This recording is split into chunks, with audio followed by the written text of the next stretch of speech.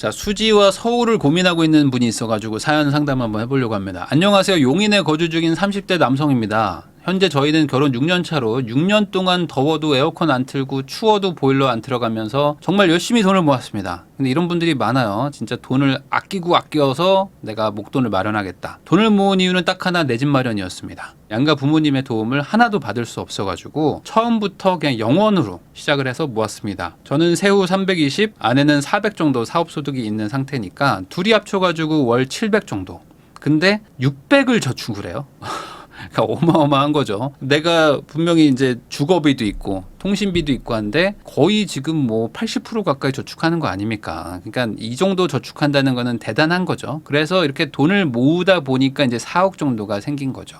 뭐 많은 분들이 그런 얘기를 해요. 뭐 월세를 뭐 싼 걸 못 사겠어요. 뭐 시세를 몰라요. 이런 얘기 하시는데 아닙니다. 세상에는 더 악착같이 모으는 사람들도 있고 그게 뭐 좋다 나쁘다가 아니에요. 그러니까 아끼면 모을 수 있는 거고 못 아끼면 못 모으는 겁니다. 그냥 이건 인생이 그냥 단순한 거지. 저는 이 정도는 살아야 돼요라는 그 기준 그거 자체가 어찌 보면 다 주관적인 거기 때문에 아끼려면 아낄 수 있는 거죠. 왜 못 아끼겠습니까? 물론 그렇게 아끼는 게 정답이라고 말은 못하겠어요. 각자 인생은 있는 거니까. 어쨌든 이분들은 그게 정답이라고 생각했으니까 4억이라는 목돈이 생긴 결과를 받게 된 거죠. 자, 전세자금 2억 그리고 현금 2억 정도를 모은 겁니다. 애가 없어요. 그래서 이제 올해부터 가져보려고 노력할 생각인데 아이를 임신하더라도 와이프가 사업은 할 수 있을 것 같아가지고 좀 잘 모아서 이걸 좀 불려보려고 하는 건데 어느 정도 자산이 모였다고 생각을 했기 때문에 뭐 맞습니다. 4억 정도면 충분히 모은 거죠. 이건 투자하는데 뭐 충분한 금액입니다. 그래서 부인남님 유튜브도 보고 뭐 다른 분들 책도 보면서 관심을 가지게 되었습니다. 공부를 하다 보니까 월세를 살면서 서울 아파트에 전세 끼고 투자를 해야지만 5년 후 10년 후에 자산에 도움이 된다는 내용을 많이 접하게 되었습니다. 저는 이 부분은 동의는 안 됩니다. 그러니까 월세 사는 건 오케이예요. 월세 사는 건 괜찮아요. 월세 사는 건 괜찮은데 서울 아파트를 사야지만 무조건 도움이 되는 건 아니에요. 이거는 통계와 그 데이터들을 뒤져본 분들은 아는데 서울에 안 좋은 데랑 이 수도권에 좋은데 가격들이 좀 비슷비슷하거든요. 근데 수익률을 보면은 서울보다 더 좋은 데들이 많아요. 경기도도 그렇고. 그러니까 이거는 시대의 흐름을 따르는 게 핵심인 거죠. 근데 시대의 흐름이 서울이 좀 자주 와. 서울이 좀 자주 오는 게 문제인 거지. 무조건 서울 사면 돈 많이 번다. 그건 아닙니다.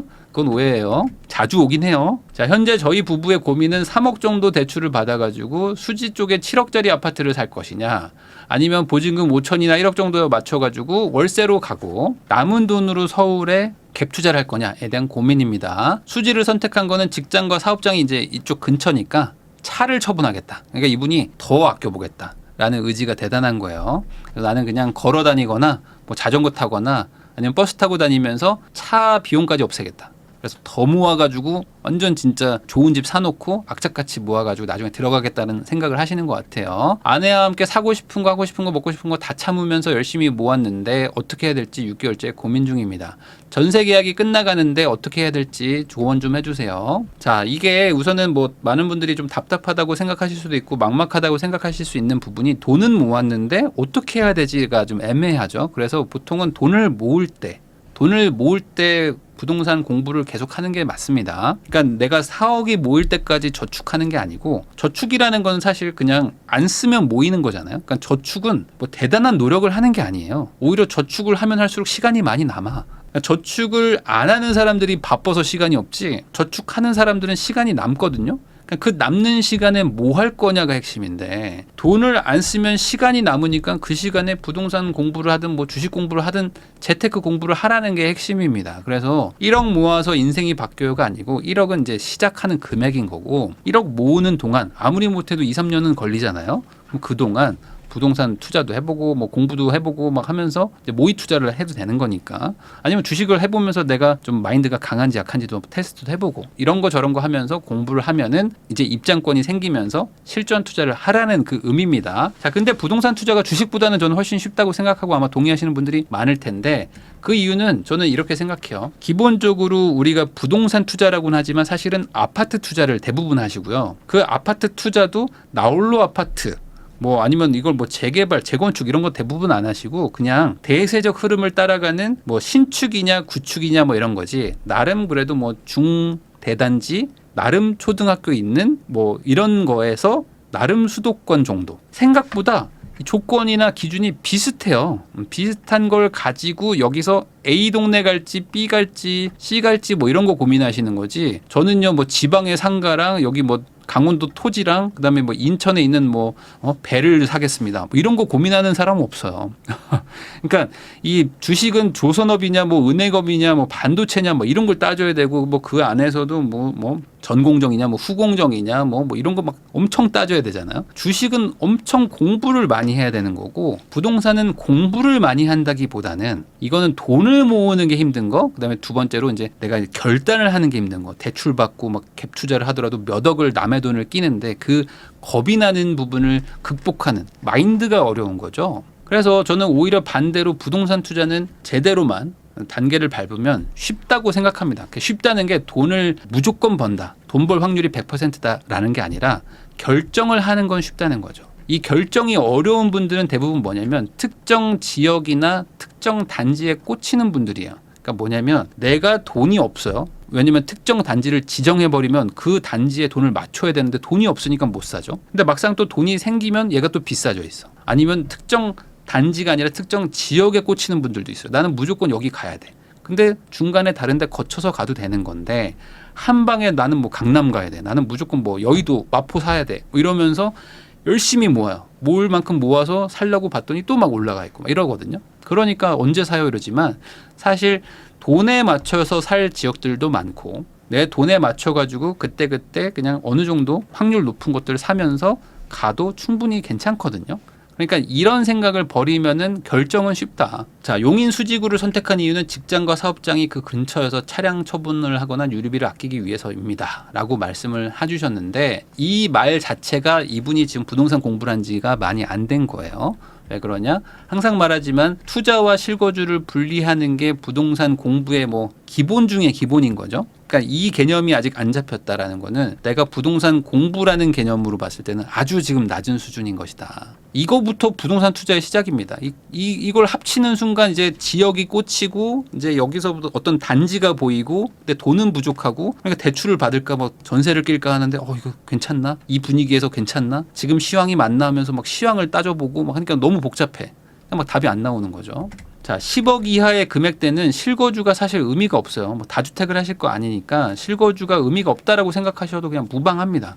그러니까 내가 지금 뭐 5억짜리를 살려고 그래요. 뭐 7억짜리, 9억짜리 살려고 그래요. 뭐 이런 분들은 그냥 아무 동네나 사도 됩니다. 아무 동네나 사도 나한테 페널티가 없어요. 그러니까 2년 정도 아니면 뭐 길면 4년 정도 보유하고 그냥 팔자라고 생각하시면 되는 겁니다. 왜요? 이왕 사는 거 한 집을 그냥 쭉 그냥 들고 가서 오래오래 가지고 가면 좋죠. 라는 것도 부동산 공부가 안 된 거예요. 지금은 그냥 10억 이하대 집을 사시는 분들은 내가 뭐 예를 들어 수지에 살아야 돼요. 그래도 뭐 김포 사도 되는 것이고 뭐 일산 사도 되고 수원 사도 되고 뭐 하다못해 부산을 사도 아무 상관이 없습니다.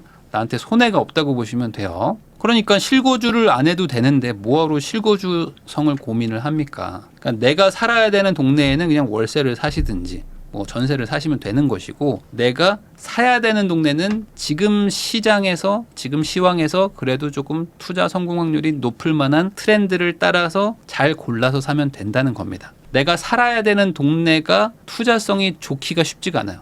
이런 동네들은 보통 엄청 비쌉니다. 엄청 비싸기 때문에 또 못 사거든요. 자, 우리나라의 문제는 뭐냐면 이 투자할 곳이 아파트라는 걸로 되게 한정된다는 게 문제입니다. 이게 참 계륵 같은 건데 아파트가 투자성이 좋아서 사람들이 이걸 사니까 가격이 올라가는 것도 있고 반대로 아파트 외적으로는 투자성이 되게 나빠지거든요. 어떤 특정 시기와 특정 방법으로 사지 않으면은 투자성이 막 떨어집니다. 그러다 보니까 결국 돌고 돌아서 다시 아파트로 가는 그런 성향이 있어요. 그래서 이런 것들을 제도나 이런 걸 막 다 바꿔줘야 되는데 그 부분에 대해서 사실 별로 다들 관심이 없다 보니까 결국엔 아파트야. 그러다 보니까 투자할 곳에 거주도 해야 될 것 같은 거예요. 그러다 보니까 어떤 분들은 이제 실거주 하면은 대출도 잘 나오고 뭐 이러다 보니 내가 굳이 여기서 실거주할 필요는 없는데 어느 순간 그냥 그래 뭐 대출도 잘 나오니까 실거주 합시다 해서 살아보니까 너무 좋아. 살아보니까 너무 좋아. 그래가지고 굳이 나는 뭐 월세로 치면 한 5, 60만 원에 살아도 되는 사람들이 그 집에 들어가가지고 막 100만 원, 120만 원, 막 150만 원의 거주 비용을 내면서 사는 분들도 많습니다.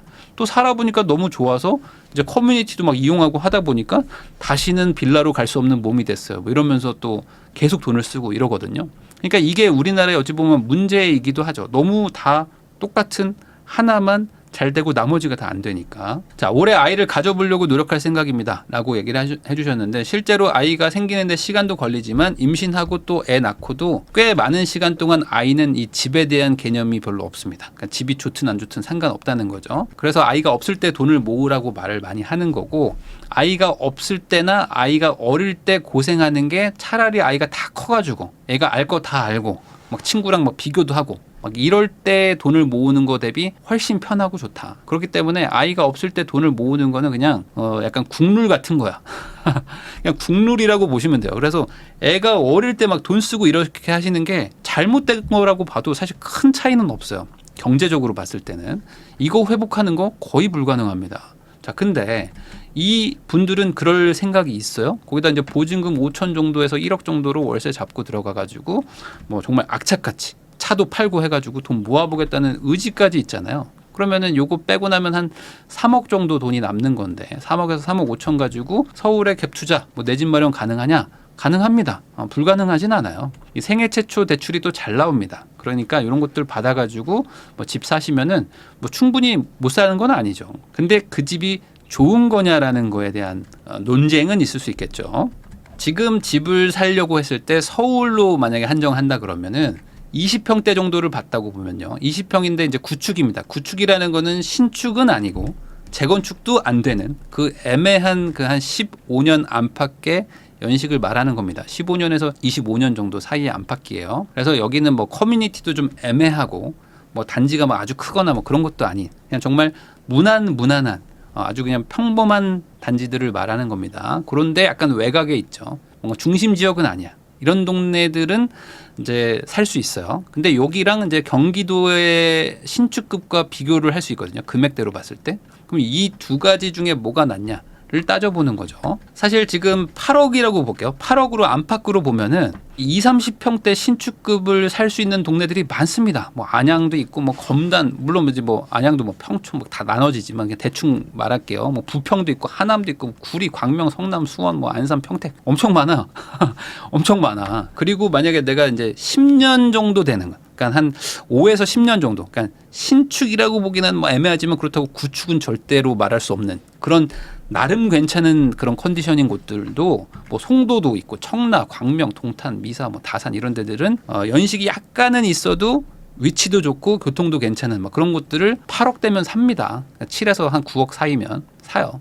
살 수 있습니다. 그러면 이런 동네를 갈지 서울로 갈지 아까 말한 이제 수지로 갈지 뭐 이런 것들을 이제 비교를 해봐야 된다는 거죠. 근데 여기서 만약에 10년을 더 넘어간다. 그러니까 연식이 이제 막 15년, 20년 막 이렇게 넘어가는 경기도권으로 간다. 그러면 훨씬 더 많습니다. 그래서 같은 돈으로 조건이 조금 다른 선택지들이 많다는 거를 꼭 기억을 하셔야 됩니다. 그래서 내가 뭘 살 때는 A, B, C, D도 막 다 따져보고 막 골라보고 막 고민도 해보고 사는 것이지 서울이 좋다니까 서울을 살까요? 아니면 저는 수지에 살아야 되니까 그냥 수지를 살까요? 이런 식으로 그냥 단순화해가지고 A냐 B냐로 결정하시는 거는 아니다. 자, 그러면 지금은 어떻게 골라야 되느냐? 첫 번째, 투자 트렌드가 뭔지는 좀 아셔야 됩니다. 그래도 왜냐면은 이게 결국에 쏠림 현상을 어느 정도 좀 따라갈 수밖에 없거든요. 그래서 사람들이 지금 쏠리는 동네나 아니면 쏠리는 어떤 그런 조건의 아파트나 뭐 집 같은 게 있어요. 항상 시절에 따라 그 트렌드가 있거든. 근데 그 트렌드가 지금 맞냐? 내가 보고 있는 게.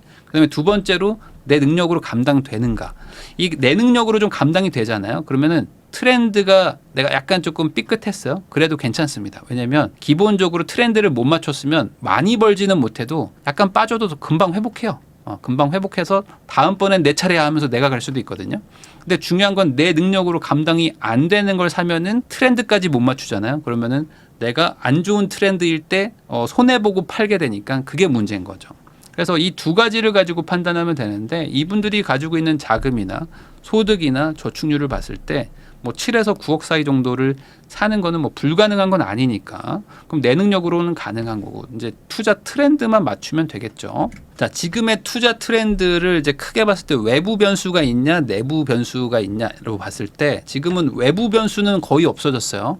그래서 이제 금리는 뭐 내려갈 것이 이제 자명한 거고, 그리고 이제 뭐 경기 침체가 온다 만다 뭐 이런 얘기들도 이제 좀 지나가고, 우리나라의 경기는 어쨌든 간에 올해도 좀 성장하고 내년에도 좀 성장하는 걸로 좀 나와 있습니다. 외부에서 뭐 금융위기가 온다 뭐 이런 얘기를 하시는 분들도 있지만, 지금은 어쨌든 외부 변수보다는 그냥 내부 변수. 그러니까 내부 변수라는 건 뭡니까? 결국에 수요와 공급, 그다음에 어떤 정책 이런 것들만 따져보면 되는데, 지금은 오히려 더 쉬울 수도 있어요. 왜냐하면 돈은 있고 직장도 정해져 있기 때문에 입지만 잘 따지시면 되고 가격만 따지면 되는 거죠. 가격은 뭐 7에서 9억. 그다음에 입지는 이제 내가 정하면 되는 것이니까 오히려 공부하는 거는 많지 않을 수 있다. 아까 제가 말한 지역들부터 해가지고 쭉 보시면은 많아야 한 15군데 정도 되니까 15곳을 뭐 다 가보라는 게 아니라 하나하나씩 그냥 조금만 공부해봐도 금방 해결이 됩니다. 많은 분들이 이런 얘기를 해요. 용의 꼬리가 좋냐 뱀의 머리가 좋냐라고 하는데, 사실은 세 번째 질문이 있습니다. 뭐냐면 내가 생각하는 뱀이 정말 뱀이 맞나요? 라는 것도 본인 스스로한테 한번 물어봐야 돼요.